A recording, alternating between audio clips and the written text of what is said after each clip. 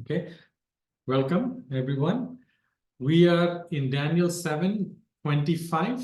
A part of it we have seen in our last meeting. So the second part of it we will be seeing in this meeting now about the some of the activities of that little horn, right? We have seen that the terrible beast is Rome. The 10 horns that it has was 10 kingdoms. 3 that were plucked out, right? The Vandals, the Ostrogoths, and Heruli were plucked out, meaning that they were removed to make place for the little horn, which was at that point of time, the only other power that came, which was very different, which had both religious and political power, was papacy, right? And so the Pope with the Catholic Church, they came up with that kind of a power. Very small, started very, very small as a small church, right? But grew to be bigger than all the other ones. Focused on a man.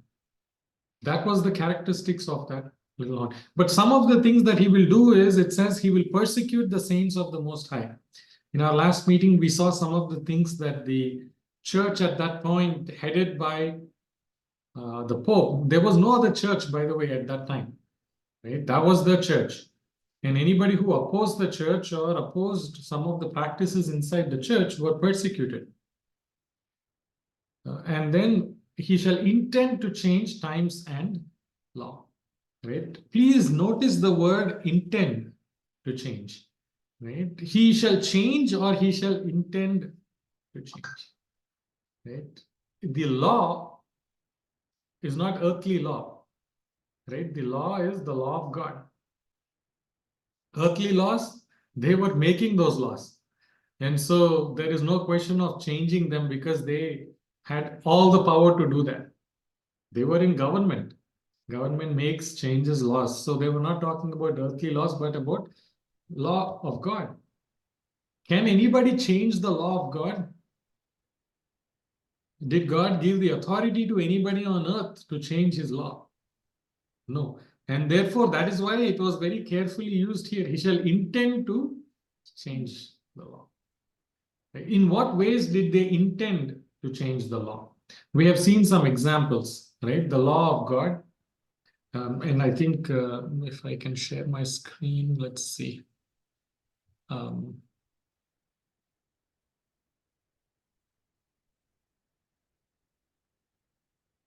Let me know once you can see my screen.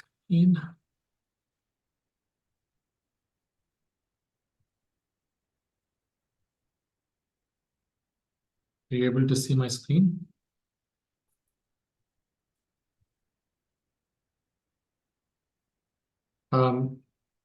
Yes, You see, this is one example, brother. right, of changing the law. We have seen this in our last meeting, how the 10 commandments of the Catholic Church are different, how they removed the second commandment about making graven images, and they give importance to statues, bowing to statues and all of that inside their churches, and how they have split the 9th and the 10th into 2 so that they can still have the number 10 commandments. That is one instance, right? But changing of the Sabbath is another instance, right? It started when Emperor Constantine, I think this also we saw last time, he was a sun worshipper. When he came to power in AD 313, what did he do? Till that time, Christianity was not even a legal religion, right? Because they were persecuting Christians till that time. Nero and others used to use these Christians as objects of entertainment, right? Inside their stadium, they would cast them to beasts, or they would, watch them being torn apart by beasts. That was how they were. That's how cruel these kings, these emperors were, Roman emperors, and main target were Christians, right? Because they wouldn't follow the pagan worship practices of the Romans. But when this person came, because the Christianity was growing and he wanted their support, he legalized Christianity. and he made the first Sunday keeping law. This happened on March 7th, AD 321. On the honorable day of the sun, he only made it a holiday. That was the first time that Sunday became a holiday. He never said you should worship on Sunday.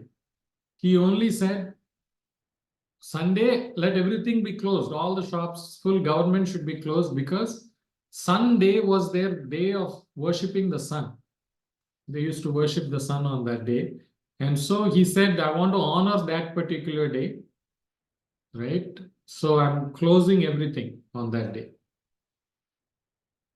And so then what happened, right? This was what the church did. The Sunday law was officially confirmed by the Roman papacy. In this council, and you can read about this council, what happened, because the Catholic Church has something called a council, right? They met in a place called Laodicea. This Laodicea, you will also see it in the book of Revelation. When you see the 7 churches, the last church is the church of Laodicea, the lukewarm church, right? So in AD 364, he did this in AD 313. So, but 50 years later, they decreed that Christians shall not Judaize and be idle on Saturday, but they should work on that day. But the Lord's day they shall especially honor, and as being Christians shall, if possible, do not do any work on that day. If, however, they are found Judaizing, they shall be shut out from Christ. Those days, there were Christians who were keeping the Sabbath. So many people who think that after Christ died, the Sabbath changed from Saturday to Sunday are totally mistaken, because 300 years after that, the church is warning that you should not Judaize. Christians should not Judaize. Judaizing means keeping the laws of the Jews, right? And one of the law that they opposed, all the others they would follow, right? But the one they opposed was the Sabbath. And they wanted to also follow the pagan day of worship, right? But they did not want to say that it is a pagan day of worship that we are following, but they said that we will convert it and call it a Lord's Day, right? What is the Lord's Day? The day that Jesus rose, right? We will call that day as the Lord's Day, and that day will become the new holy day for us, right? And when the 10 Commandments said, remember the Sabbath day to keep it holy, don't labor, keep it holy, they have changed it and say, what did they say, Christians? If possible, don't do any work on that day. If it is not possible, if you have to do it, do it. Go ahead and do it. Leaving it vague. See how intending to change times and law, changing the day, changing the nature of the commandment itself, right? Many people mistakenly believe that because Jesus rose on that particular day, even that day became the new holy day, and that day the disciples also kept. In fact, the Catholic Church itself tells the entire world. Cardinal Gibbons, right? He wrote, one of the very, very prominent cardinals, leaders of the Catholic Church. He said, you may read the Bible from Genesis to Revelation, and you will not find a single line authorizing the sanctification of Sunday. The scriptures enforce the religious observance of Saturday, a day which we, who is we? The Catholic Church never sanctified, right? So anybody who is saying that the keeping of Sunday is biblical, right, has actually misunderstood the history. The Catholic Church itself is saying that the change was made by us, right? And we claim that we are above the Bible. You can read the Bible from end to end, you will never find any reference, right? And what did the apostles keep the Sabbath on the seventh day? Yes, you can find several references. I just gave you 4, right? You can find so many references on how they went to synagogues, they kept the Sabbath, not just the Jews, the Gentiles. All of them did keep the Sabbath day, right? In fact, last week I showed you one website called Catholic.com, right? Inside that website, there is, if you search, did the early church keep the Sabbath? Did the early church keep the Sunday instead of Sabbath? Catholic Church itself says the early church never kept any other day other than Saturday. It was not the early church that did it, it is we who did it, right? And then here also, by virtue, this is from one of the cardinals against James Cardinal Gibbons, right? The same cardinal.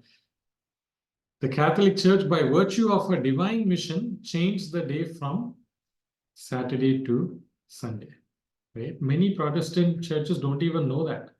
They think that has come from after Jesus rose, the disciples kept it, and from that time it is Sunday, right? And so sometimes the Catholic Church itself ridicules the Protestant church, that if you are really protesting against us, but you are following one of the law that we changed, right? If you're really protesting, then you should be doing it how the original disciples did it. See, this is what they said. This is from the Catholic Church, okay, in 1950, not very long ago. Protestants do not realize that by observing Sunday, they are accepting the authority of the spokesperson of the church, the Pope, right? It is in their official magazine. Our Sunday Visitor is an official magazine of the Catholic Church. Protestants don't realize that by observing Sunday, they're accepting the authority of the Pope. Of course, the Catholic Church claims that the change, Saturday Sabbath to Sunday, was her act. And the act is a mark of her authority in religious things, right? Ecclesiastical authority, right? Holy authority in religious things.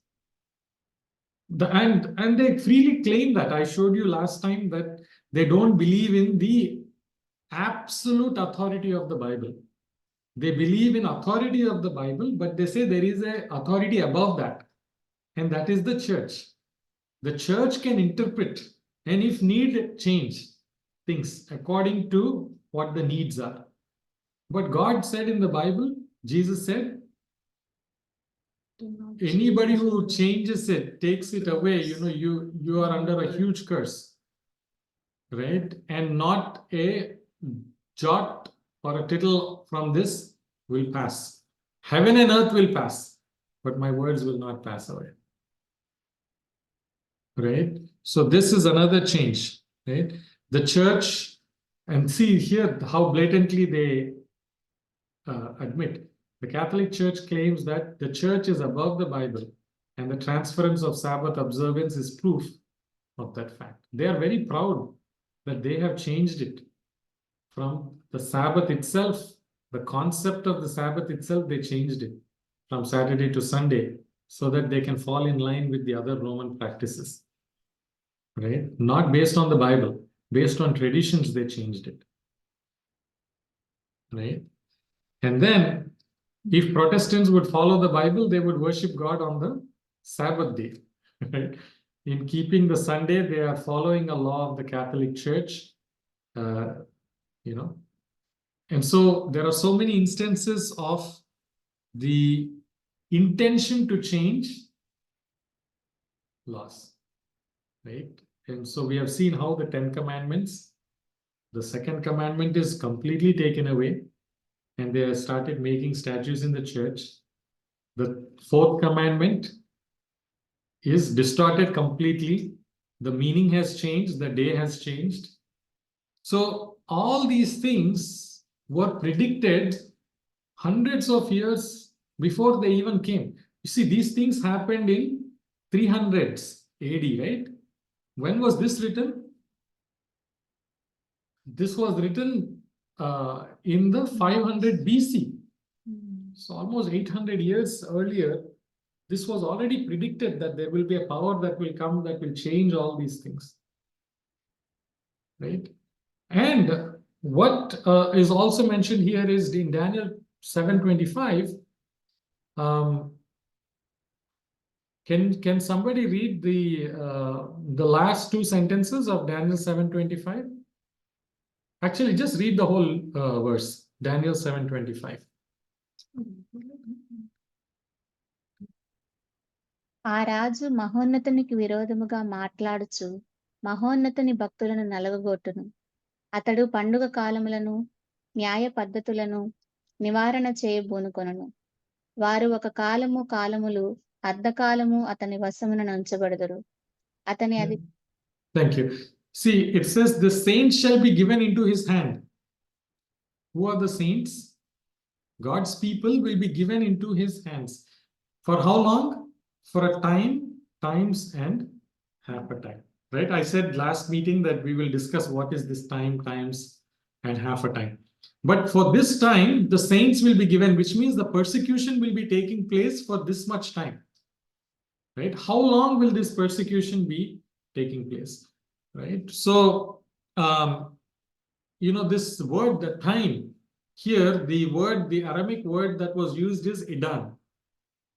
If you want to understand the Bible properly, right, you have to go back to the original language in which it was written. So you should see the original Hebrew word, the etymology, right? The original Hebrew word or the original Aramaic word or the original Greek word, if it is a New Testament. And here in this case, it is idan, which actually means a time period, right? Not I'm having a good time, right? Not in that sense, but it's actually a time period. Now, in the case of the same word was used in the previous chapters with Nebuchadnezzar. Nebuchadnezzar, when he was very proud, he was cast down, right? Made to live like an animal, right? For how many years was he made to live like an animal? Anybody remembers? 3 years. 7 years. 7 years. 7 years he was made to live like an animal. But in that chapter, the way it was written is, it was written 7 idan. Right? 7 idan means 7 times, which means 7 years. Right? So the same word is used here also. So a time signifies 1 year. Right? Times is 2 years. And half a time is half a year, 6 months. Right? And so if you see what is a time, times, and half a time, it is 1 year plus 2 years plus half a year. So 3.5 years. Right? They will be persecuted for how many years? 3.5 years. Right? But was there persecution only for 3.5 years? No, they were persecuted for hundreds of years. So how are we to understand this? In the Bible, there is something called day-year principle. Right? If you see the book of Ezekiel, I think 4:6, they will tell that I have appointed 1 year for every day. 1 day is 1 year. Even in the 70 weeks prophecy that was given to Jeremiah for 70 weeks of slavery, 70 weeks means how many days? 490 days. But they were slaves they were in bondage for 490 years. Right? So here also, if you see 300, so in Bible prophecy, right, 1 day is 1 year, but when they say 1 year, it is 360 days. 360 days is a prophetic year. How do we come to 360 days as the prophetic year? It's very interesting. This all comes because of a study. You have to look at the corresponding prophecies that are there with regarding to this one in other books. The book that also has some of the prophecies of Daniel is Revelation. Right? So let me go to Revelation, then I'll come back to this slide. Right? The same thing, but the woman was given 2 wings of a great eagle. In the Bible, what does women represent? Church. Okay, wherever the woman is used in prophecy, in the book of Daniel or in the book of Revelation, woman always represents church. Okay, he was given 2 wings of a great eagle that she might fly into the wilderness to her place where she is nourished for how long? A time, times, and half a time. Right? So the same thing is given from the presence of the serpent. Right? In the wilderness, God is saying that you will be in a place of great difficulty, but you will be nourished, meaning what? I'll still take care of you. Even in the difficulty, I will take care of the church. The church did not die, though it was being persecuted during that time. The church, the true church, did not die. Though the false church was gaining strength, the true believers were still there. God preserved them. But even here, we cannot actually understand how many days in a year, right? But this one gives us some idea. Revelation 12:6, the same chapter, just a few verses prior to that.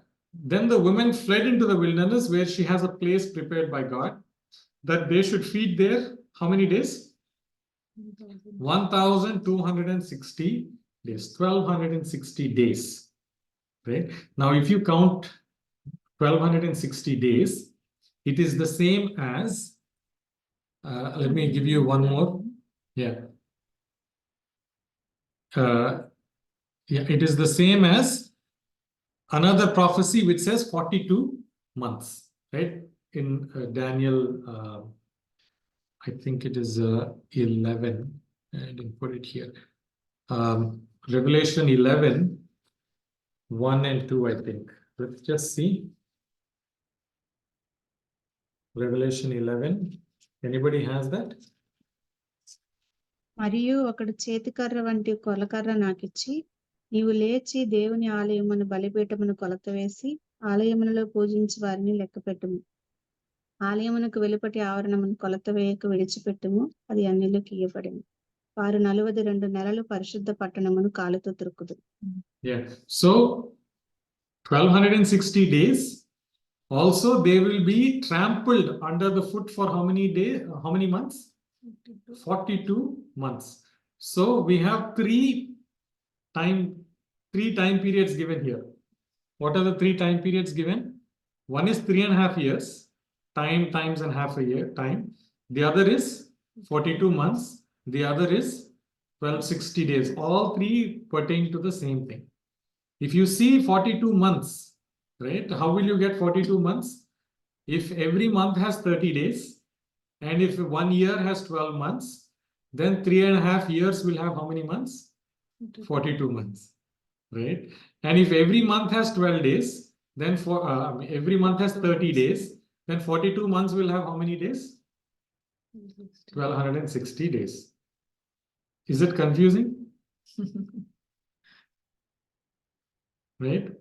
And so for us to come to 1,260 days for 3.5 years, every year will have exactly 360 days.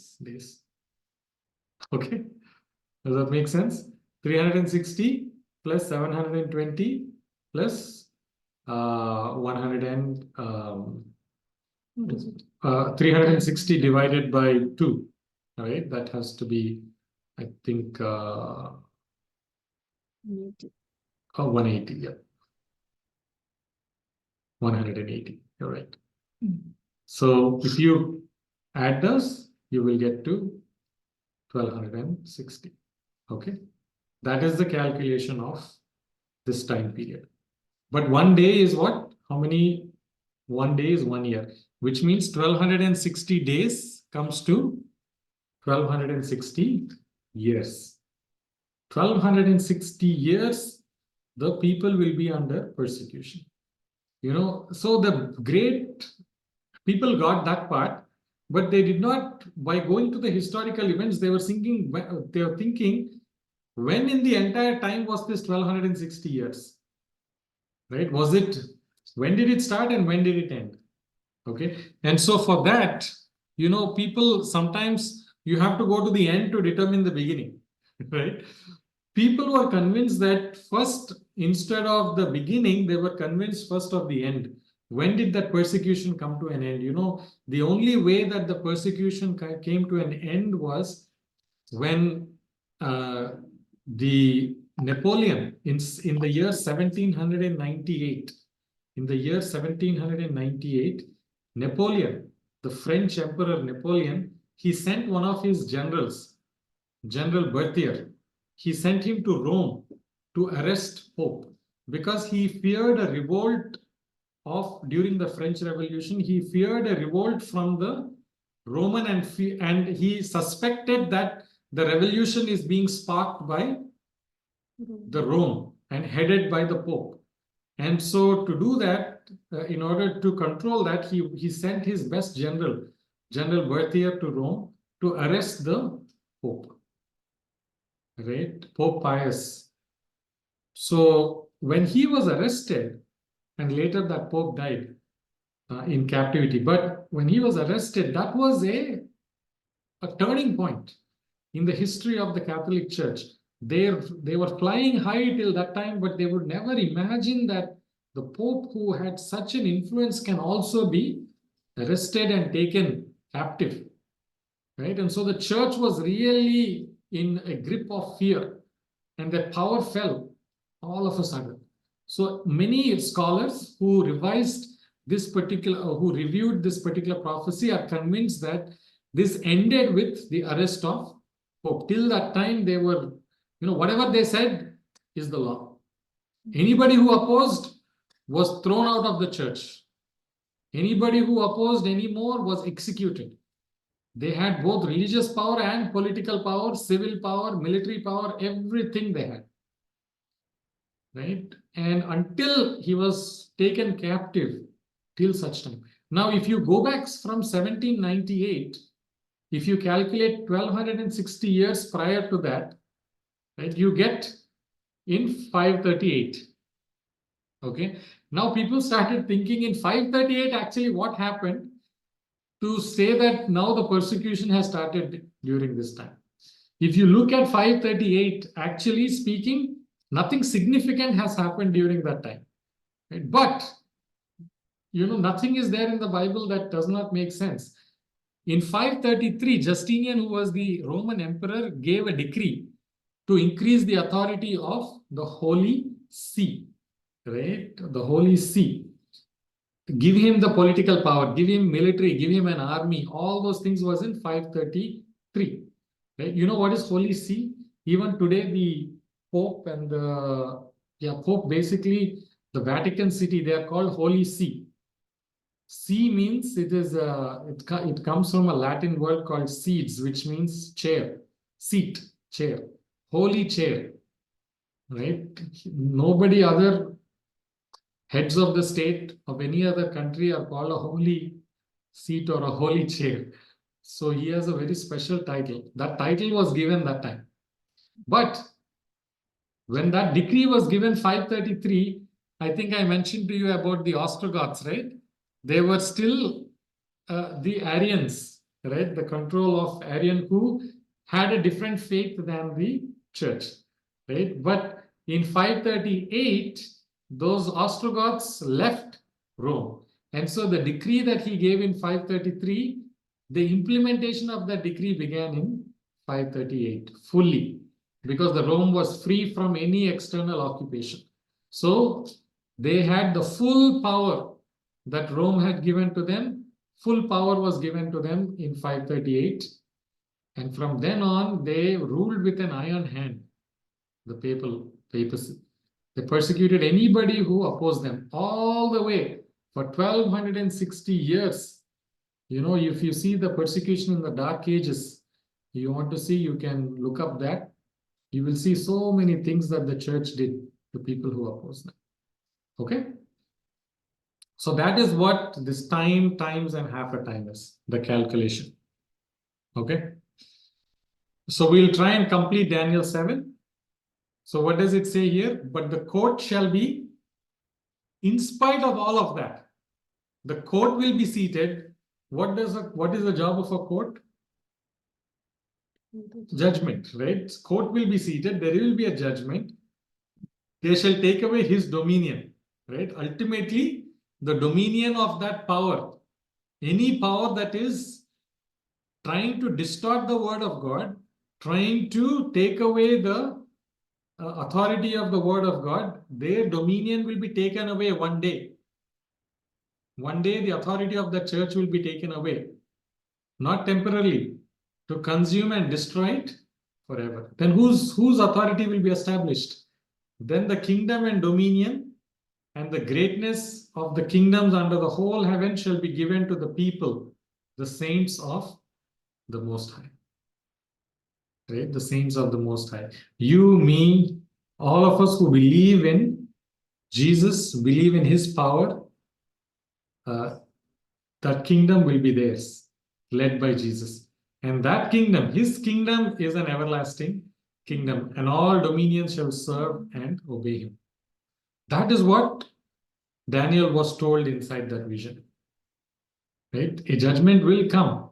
Anybody who follows counter practices other than what the Bible is teaching, changing according to what they believe in traditions, all such things will not be accepted.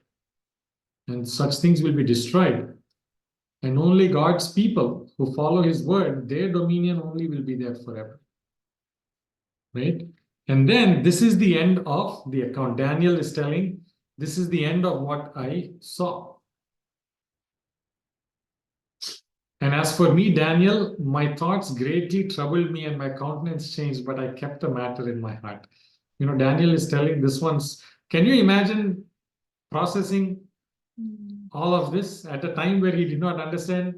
We currently have the benefit of looking back. And so we know from historical facts what has happened. And so we are matching that with historical facts. He is being shown something ahead, and he has no idea what those and how those are going to unfold. And so he said, this is the end of that dream.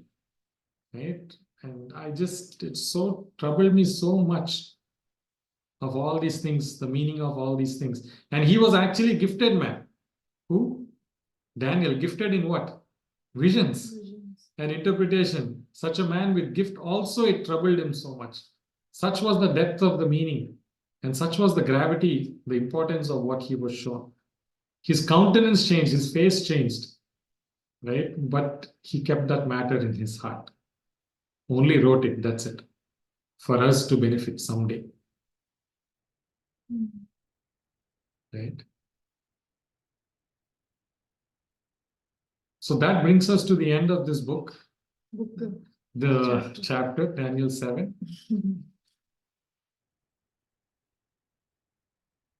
Do you have any questions? Is it too much to get into?